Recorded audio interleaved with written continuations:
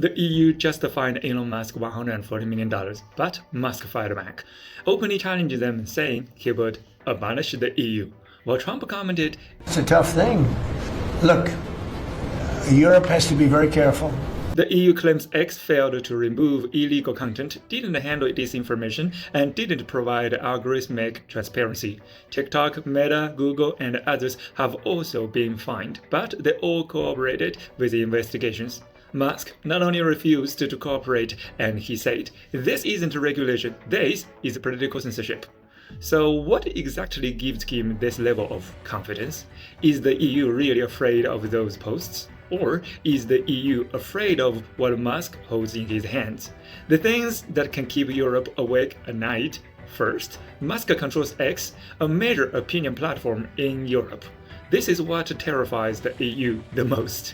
After buying Twitter, he immediately cut the European moderation team, dissolved departments, and opened up sensitive content. A man who fears no retaliation, no threats, no loss of market access, now controls one of Europe's key outlets for emotional contagion. With a single push of the algorithm, he can blast a politician's scandal onto trading lists and destroy a political career overnight. Public opinion is a politician's life, and Musk now has the ability to stir, amplify, or destabilize European society, elections, protests, social conflicts, etc.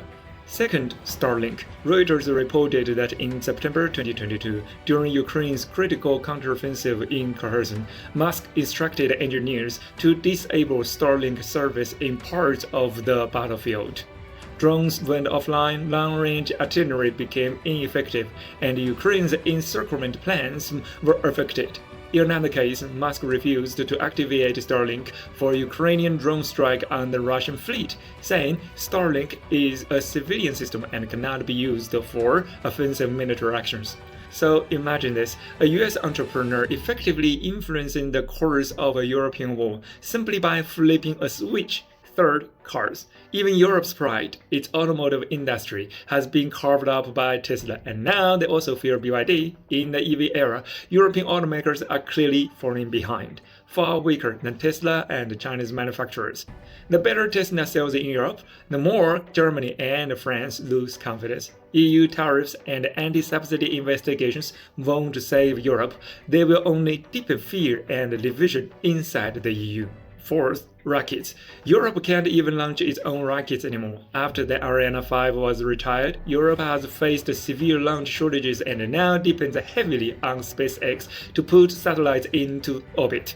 Think about that, an entire geopolitical bloc relying on Elon Musk just to maintain its space infrastructure. If Musk simply said no launches, Europe's satellite programs would be delayed or halted. So why is the EU acting so aggressively toward Musk? Because they finally understand that Musk is becoming an unofficial sovereign power. Musk controls a technological empire that even nations struggle to match. Communication, aerospace, transportation, energy, AI, robotics, public disclosure. If a government controlled all these sectors, the world would call it a superpower. But now they are concentrated in the hands of a private entity. Of course, the EU is afraid, but the scarier part is that the EU cannot cut him off. Why the $140 million fine? It's the system sending a warning to a single individual. You've grown too powerful, we have to strike you. It's not about the money, it's psychological warfare. The EU is testing Musk's limits. The Musk is testing how far he can push the EU, how far he can challenge the entire European institutional order.